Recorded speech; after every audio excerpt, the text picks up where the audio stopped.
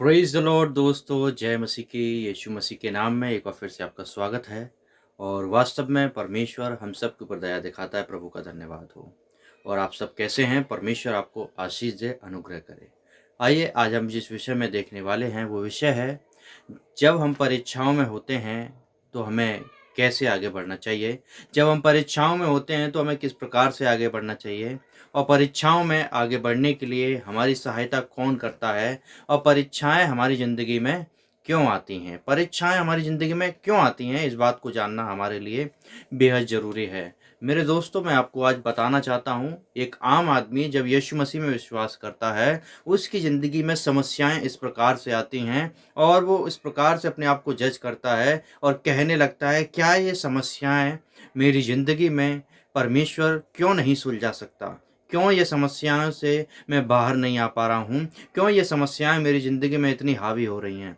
तो मैं आपको बताना चाहता हूँ, देखिए, समस्याएं, विश्वास की परख और जो भी बातें हम सब देख रहे हैं, परीक्षाएं हैं और जो भी दिक्कतें हम सब की ज़िंदगी में चल रही हैं, उसको पहचानने के लिए मैं आपको बाइबल से एक वचन बताना चाहता हूँ। और इसको समझाने के लिए जब हम पढ़ते हैं याकूब की पत्री 1 अध्याय उसका 2 वचन, वहाँ पर इस प्रकार से लिखा है, जब तुम नाना प्रकार की परीक्षाओं में पड़ो तो इस बात को क्या समझो, पूरे आनंद की बात समझो।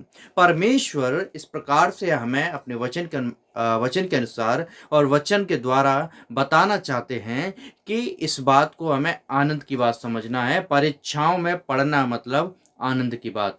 आनंद की बात क्यों है? ऐसा वचन क्यों कह रहा है? परमेश्वर का वचन सिखाना चाहता है, इसमें पढ़ना आनंद की बात तो है, लेकिन खतरनाक भी है। मैं आपको बताना चाहता हूँ, जब हम परीक्षाओं में हैं तब हमारे विश्वास की क्या होती है, परख होती है। मैं आपको बताना चाहता हूँ, जब आप आगे पढ़ते हैं, इस प्रकार से लिखा है, वहाँ लिखा है, यह जानकर कि तुम्हारे यह विश्वास की परख है और इससे धीरज उत्पन्न होता है। इससे क्या उत्पन्न होता है? धीरज उत्पन्न होता है। जब इन परीक्षाओं को हम पूरा करते हैं तो इनसे धीरज उत्पन्न होगा और आप इस बात को जान पाएंगे कि आप विश्वास में कितने मजबूत हैं। परीक्षाएं किस लिए आती हैं? आपके विश्वास को मजबूत करने के लिए आती हैं, आपके विश्वास को बनाए रखने के लिए आती हैं। परीक्षाएं यूं ही नहीं आती। देखिए, जब हम याकूब के विषय में देखते हैं, याकूब अपनी ज़िंदगी में बहुत ही विश्वास करने वाला व्यक्ति था और परीक्षाएं उसकी ज़िंदगी में इस प्रकार से आईं कि उसका सब कुछ खराब हो गया, उसके जीवन में सब कुछ कोलैप्स हो गया, सब बर्बाद हो गया। लेकिन फिर भी वो परीक्षाओं में गिरा नहीं, फिर भी वो परीक्षाओं में गिरा नहीं रहा। वो आगे बढ़ा, उठा, खड़ा हुआ और परमेश्वर ने उसको उठकर खड़ा किया। देखिए, इससे क्या होता है, जब हम परीक्षाओं में आते हैं, परमेश्वर कई बार हमारे विश्वास को देखना चाहते हैं और शैतान भी आपके विश्वास को देखना चाहता है कि आप कितने यीशु मसीह में बढ़ रहे हैं, आप कितने यीशु मसीह में आगे बढ़ रहे हैं। परमेश्वर इस बात को आपको दिखाना चाहता है और परमेश्वर में परखना चाहता है, बताना चाहता है। यही तो हम सबके लिए आनंद की बात है। और मैं आपको बताना चाहता हूं, पर तुम धीरज को अपना पूरा काम करने दो। देखिए, वचन आगे बढ़ते हैं, 4 वचन क्या कह रहा है, पर तुम धीरज को अपना पूरा काम करने दो कि तुम पूरे और सिद्ध हो जाओ। क्यों?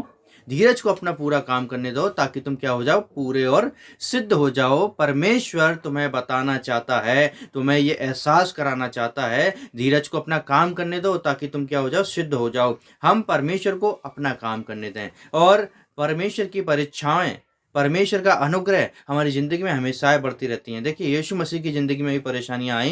यीशु मसीह ने तो इतनी दिक्कतें झेली, इतनी समस्याएं झेली कि हम तो कभी झेल भी नहीं सकते। उसने अपने आप को क्रूस पर चढ़ा दिया, लोगों ने उसे क्रूस पर चढ़ाया और इतनी समस्याएं, इतनी विपत्तियां उसकी ज़िंदगी में आई। शैतान ने तो एक बार उनसे कहा, एक काम कर, रोटी, भूख लग रही है तो रोटी को छोड़, इन पत्थरों से क्या रोटी बन जा। और यीशु मसीह कहते तो वो बन भी जाती, लेकिन वो परीक्षाओं का समय यीशु मसीह ने वचन के अनुसार पास किया, वचन के अनुसार बिताया। मैं आपको बताना चाहता हूँ, अपने आप में विश्वास रखिए, परमेश्वर पे विश्वास रखिए और विश्वास को अपना पूरा काम करने दें, धीरज को अपना पूरा काम करने दें। क्योंकि जब आप विश्वास रखेंगे तो धीरज उत्पन्न होगा और जब धीरज उत्पन्न होगा तो परमेश्वर आपके उस धीरज का फल आपको देगा। आपने एक कहावत सुनी होगी, धीरज रखने का फल बड़ा ही मीठा होता है। तो इसीलिए मैं आपको बताना चाहता हूँ, परमेश्वर में, उसके वचन पे विश्वास करके धीरज रखें, जिससे परमेश्वर आपके उस धीरज का फल आपको सही समय पर देने पाए।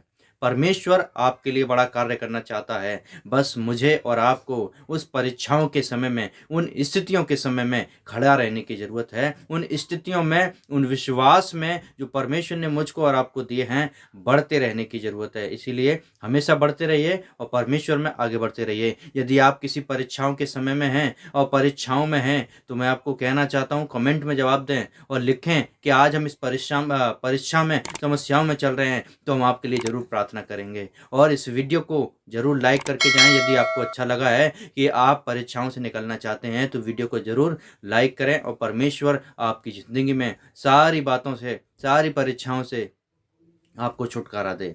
जय मसीह की। प्रभु यीशु आपको आशीष दें।